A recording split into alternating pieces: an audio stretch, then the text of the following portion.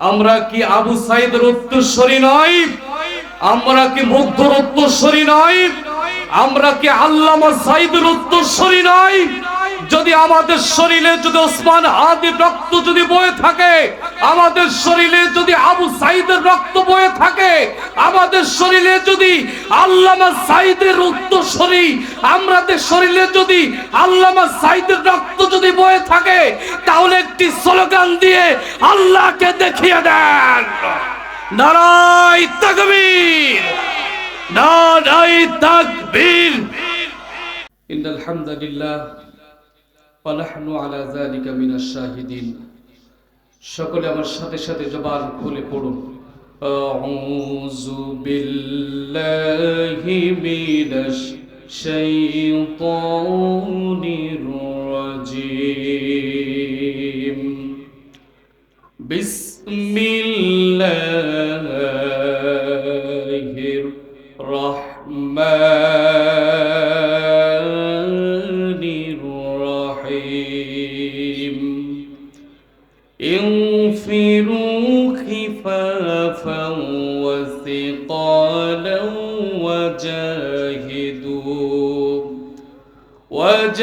وجاهدوا بأموالكم وأنفسكم في سبيل الله، في سبيل الله،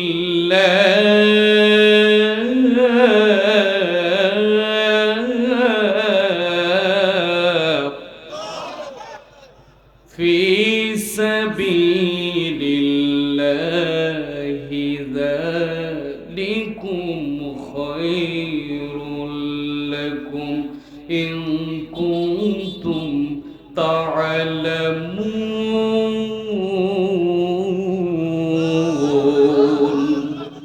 إلى آخر الآية. إن الله وملائكته يصلون على النبي يا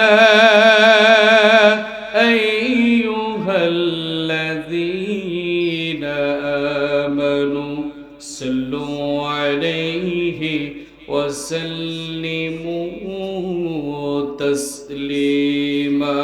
اللهم سيدنا مولانا محمد وعلى آل سيدنا.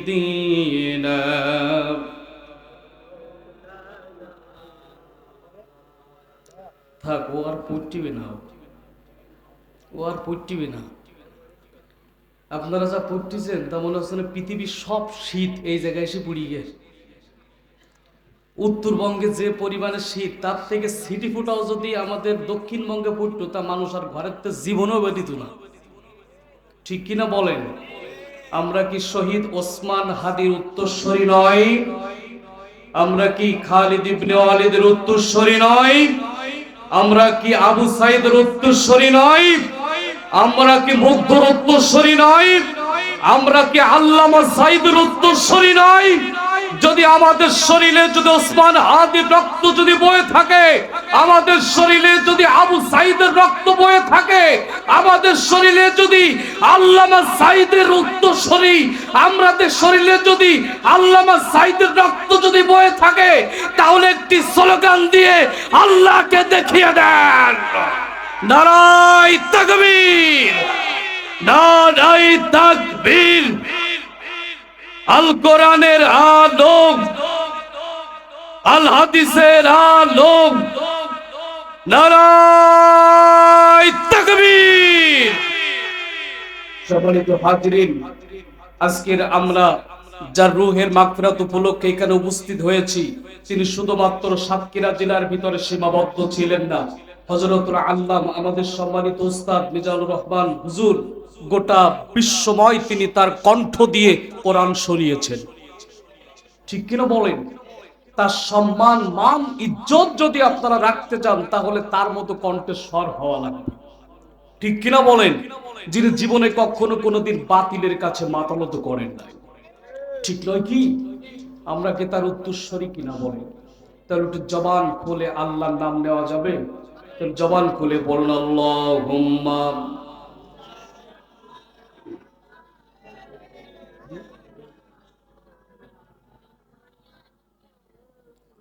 আলা আলি সাইয়্যিদিনা।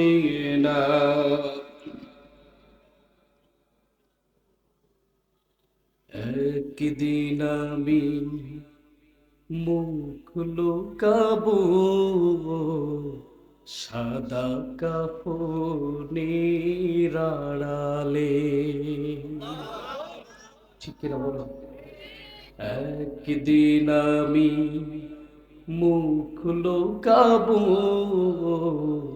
সাদা কাফনের আড়ালে।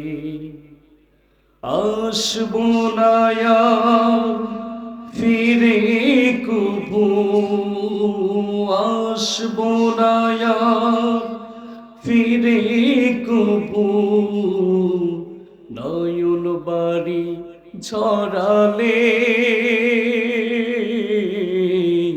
একদিন আমি মুখ লুকাবো সাদা কাফনের আড়ালে। একদিন আমি মুখ লুকাবো সাদা কাফনের আড়ালে। আ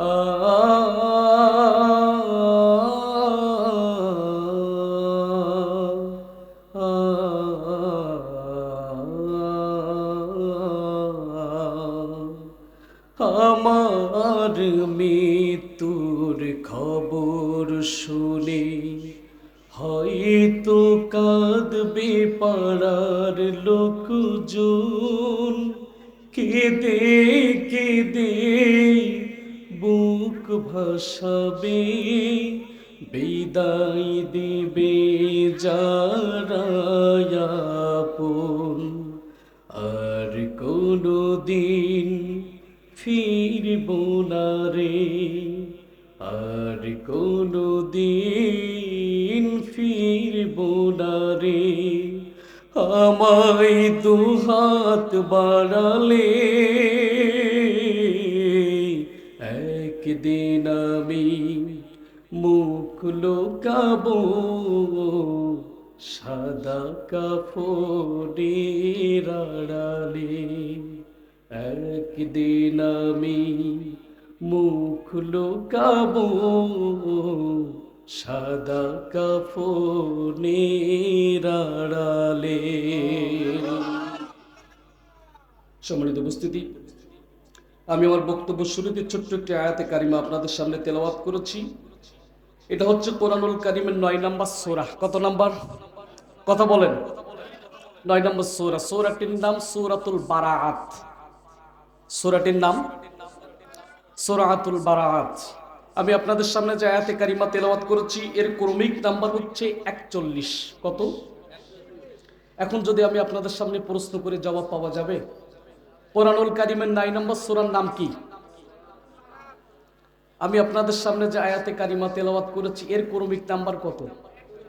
41। আসুন আল্লাহ তাআলা এর ভিতরে আমাদেরকে কি মেসেজ দিচ্ছে।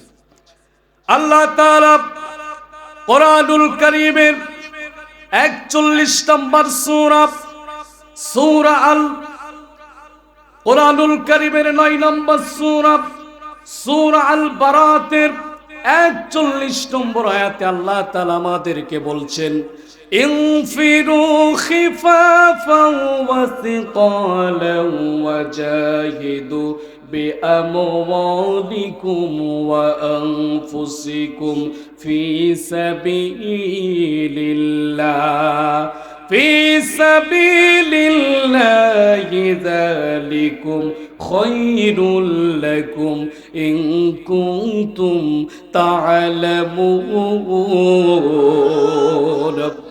আল্লাহ তাআলা বললেন, গোলাম তোমরা অভিযানে বাহির হইয়া পড়ো, যুবক অবস্থায় হোক, বৃদ্ধা অবস্থায় হোক, ভারী অবস্থায় হোক, হালকা অবস্থায় হোক, তোমরা অভিযানে বের হয়ে পড়ো।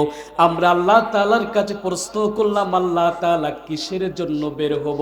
আল্লাহ তাআলা বললেন, আমার রাস্তায় লড়াই আর সংগ্রাম করার জন্যে। তাহলে আল্লাহ তাআলা এখানে আমাদেরকে আল্লাহর রাস্তায় লড়াই আর সংগ্রাম করার জন্য অভিযানে বের হতে পড়েছেন। কথা কি ক্লিয়ার? অভিযান মানে এখন আপনাদের প্রশ্ন থাকতে পারে, হুজুর এখন তো আর আল্লাহর রাস্তায় আমাদেরকে জিহাদ করা লাগে না, ঠিক কিনা বলেন? প্রশ্ন আছে না নাই? এখন তো আমাদেরকে আল্লাহর রাস্তায় আর সংগ্রাম করা লাগে না, তাহলে আল্লাহ তাআলা কেন অভিযানে বের হতে বলেছেন? কেন আমি আপনাদের সামনে আয়াতে কারিমা তেলাওয়াত করলাম? তার কারণ হচ্ছে এই সময় এখন আর জিহাদ নেই, এই সময় এখন আর সংগ্রাম নেই, কিন্তু আল্লাহর জমিনে আল্লাহর দ্বীন বাস্তবায়নের জন্য আমাদেরকে সকলকে এই জমিনে আল্লাহর দ্বীন কায়েমের জন্য আমাদের সকলকে বের হয়ে পড়তে হবে, ঠিক কিনা বলেন?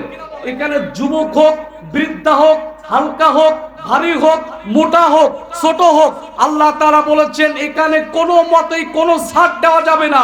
যখনই তোমাদেরকে আমার রাস্তায় আমার দ্বীন কায়েমের জন্য তোমাদেরকে মসজিদ থেকে তোমাদেরকে কোনো লোক যখন ডাকবে, তোমরা কোনো অজুহাত দেবে না, তোমরা সাথে সাথে তোমরা ঘর বাড়ি টাকা পয়সা সব কিছু ফেলে রেখে আল্লাহর জমিনে আল্লাহর দ্বীন বাস্তবায়নের জন্য তোমরা অভিযানে বের হয়ে পড়ো, ঠিক কিনা বলেন? সম্মানিত হাজিরিন, আল্লাহ তাআলা এখানে বলেছেন তোমরা অভিযানে বের হয়ে পড়ো, হালকা অবস্থায় হোক, অর্থাৎ তুমি যদি চিকন থাকো, তুমি যদি মোটা হও, তুমি যদি ভারী হও, তুমি যদি চিকনা হও, আল্লাহ তাআলা বলেছেন কোনো মতে কোনো ছাড় দেওয়া যাবে না। আল্লাহর জমিনে আল্লাহর দ্বীন কায়েমের জন্য, আল্লাহর জমিনে কোরআনের রাজ কায়েমের জন্য যখনই তোমাদেরকে মাঠে ময়দানে ডাক দিবে, তোমরা সাথে সাথে তোমরা মাঠে ময়দানে ঝাঁপিয়ে পড়ো। ওগো আমার প্রিয় আল্লাহর তাওহীদি জনতা, এখন যদি আমাদেরকে এই বাংলার জমিনে যদি দ্বীন ইসলাম কায়েমের জন্য যদি আপনাকে আমাকে যদি মাথায় সাদা কাফনের কাপড় বেঁধে আল্লাহর জমিনে আল্লাহর দ্বীন বাস্তবায়নের জন্য যদি আপনাকে আমাকে স্ত্রীদেরকে ছাড়তে হয়, আপনাকে আমাকে যদি ঘর ছাড়তে হয়, আপনাকে আমাকে যদি বাড়ি ছাড়তে হয়, আপনাকে আমাকে যদি সন্তানকে ছাড়তে হয়, আপনাকে আমাকে যদি ব্যবসা ছাড়তে হয়, কারা কারা রাজি আছেন? দুই হাত উঁচু করে আল্লাহকে দেখান। সম্মানিত হাজিরিন, তাহলে আল্লাহ তাআলা বলছেন তোমরা অভিযানে বের হয়ে পড়ো, হালকা অবস্থায় হোক, ভারী অবস্থায় হোক, যে কোনো অবস্থায় হোক, তোমরা আল্লাহর জমিনে আল্লাহর দ্বীন বাস্তবায়নের জন্য বের হয়ে পড়ো। আমরা আল্লাহ তাআলার কাছে প্রশ্ন করলাম, আল্লাহ তাআলা তোমার রাস্তায় কেন আমরা বের হয়ে পড়ব আর কিসের জন্য বের হয়ে পড়ব? আল্লাহ তাআলা বললেন, যালিকুম খায়রুল লাকুম ইন কুনতুম তা'লামুন। আল্লাহ তাআলা বললেন এটাই তোমাদের জন্য উত্তম যদি তোমরা বুঝতে পারো। আল্লাহ নবীজির একজন জলিল কদর সাহাবী, নাম হলো সাদ আস-সালামি। কি নাম বললাম?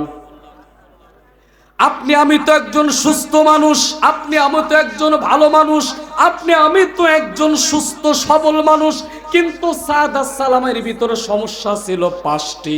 কয়টি বলেন? আল্লাহ নবীজির এই সাহাবী নাম হলো সাদ আস-সালামি, এই সাহাবীর সমস্যা হলো 5টি। কয়টি? 5টি সমস্যা। 1 নম্বর হচ্ছে তিনি খাটো। 1 নম্বর কি? 2 নম্বর হচ্ছে তার ঠোঁটগুলো মোটা মোটা। আর 3 নাম্বার সমস্যা হচ্ছে তিনি অত্যাধিক কালো মানুষ। আর 4 নাম্বার সমস্যা হচ্ছে তার পা গুলো ফাটা। আর 5 নম্বর সমস্যা তার টাকা নাই, পয়সা নাই, ঘর নাই, বাড়ি নাই। সমস্যা কয়টি? 5টি সমস্যা। আমার প্রিয় আব্বা জানেরা, এই 5টি সমস্যা থাকার পরেও জিহাদের জন্য, ইসলামের জন্য, কোরআনের জন্য, দ্বীন কায়েমের জন্য তার চিন্তা চেতনা কেমন ছিল, এটা যদি আপনি আমি যদি আজকের এই মাহফিল থেকে যদি বুঝতে পারি, তাহলে আপনি আমি আর কখনো কোনোদিন আল্লাহর দ্বীন কায়েমের জন্য কখনো কোনোদিন বাড়ি থাকতে পারবো না। এই সাহাবীর সমস্যা কয়টি বলেন? 5টি সমস্যা। আল্লাহ নবীজি একদিন মসজিদে নববীতে তিনি বয়ান করেছেন, যদি কোনো ব্যক্তি ঈমান যদি পরিপূর্ণ করতে চায় তাহলে তাকে বিবাহ করতে হবে। কি করতে হবে বলেন? বিবাহ করতে হবে। এখন এই কথাটা শোনার পরে যুবকেরা মোটামুটি লাইন ভালো, ঠিক কিনা বলেন? আমার প্রিয় আব্বা জানেরা, যখন আল্লাহ নবীজি বললেন ঈমান পরিপূর্ণ করার জন্য বিবাহ করতে হবে, ঈমান পরিপূর্ণ করার জন্য জান্নাতে যাওয়ার জন্য বিবাহ করতে হবে, কিন্তু সাহাবীর সমস্যা হলো 5টি। কয়টি বলেন? আল্লাহ নবীজির কথা শুনে তিনি 2 সপ্তাহ যাবত প্রত্যেকটা জায়গায় মেয়ে দেখতেছেন। কয় সপ্তাহ বলেন? 2 সপ্তাহ যাবত মেয়ে দেখতেছেন, কিন্তু কোন জায়গায় তার বিবাহের জন্য কেউ রাজি হয় না। আমাদের সমাজে একটা সমস্যা হলে কেউ মেয়ে বিয়ে দিতে চায় না, আর তার সমস্যা কয়টি? 5টি সমস্যা। 5টি সমস্যা থাকার পরে কেউ তার সাথে মেয়ের বিবাহ দিতে যায় না। একদিন নবীজির ওই সাহাবী রাস্তার পাড়ে পড়ে পড়ে কাঁদে। ওই সাহাবী রাস্তার পাশে ডুকরে ডুকরে কাঁদে। এমন সময় অনেক সাহাবী সেই পথ দিয়ে যাচ্ছে, কেউ তো সাদ সালামের দিকে কেউ তাকায় না, কিন্তু আপনার আমার নবী, মায়ার নবী, দয়ার নবী, তিনি তো উম্মতের ব্যথায় ব্যথিত নবী। কেউ যখন না দেখতে পেল, তখন আমার নবীজি ওই রাস্তা অতিক্রম করার সময় সাদ সালামকে আমার নবীজি দেখতে পেয়েছে। সম্মানিত হাজিরিন, খুব সুন্দর একটি ঘটনা, আমি বলতে পারলে ভালো লাগতো, কিন্তু আসলেই ওলামা ইকরাম অনেক, আমাদের হুজুর চলে আসছে, রোকন আছে এখানে, অনেক আলোচক।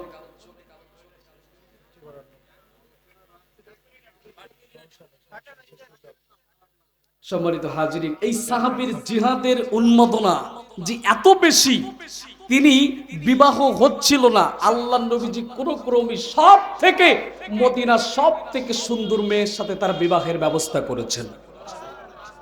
এই বিবাহ রেখে এই সাহাবী কেমন করে জিহাদের ময়দানে চলে গেল, কেমন করে শহীদ হলো আল্লাহর জমিনে। তিনি যে বলেছেন ইনফিরু খিফাফা ওয়া সিকালা ওয়াজাহিদু বিআমওয়ালিকুম ওয়া আনফুসিকুম, তোমরা যুবক অবস্থায় হোক ভারী অবস্থায় হোক আমার রাস্তায় জিহাদ করো। এই সাহাবী তার জ্বলন্ত প্রমাণ দেখিয়ে গিয়েছেন। সম্মানিত হাজিরিন, এই জন্য আল্লাহর জমিনে ইনসাফ প্রতিষ্ঠিত হোক, এটা আমরা চাই তো সবাই ইনশাআল্লাহ। এই জন্য আমাদেরকে ময়দানে কাজ করতে হবে, ঠিক কিনা বলেন? ময়দানে কাজ করার জন্য আপনাকে আমাকে যদি পৃথিবীর সব কিছু যদি ছেড়ে দিতে হয়, আমরা কারা কারা ওমরের মতো সব কিছু ছেড়ে দিয়ে ইসলামের জন্য, কোরআনের জন্য সব কিছু দিতে রাজি আছি? 2 হাত উঁচু করে স্লোগান দেন। ওয়া তৌফিক ইল্লা বিল্লাহ। আসসালামু আলাইকুম ওয়া রাহমাতুল্লাহ।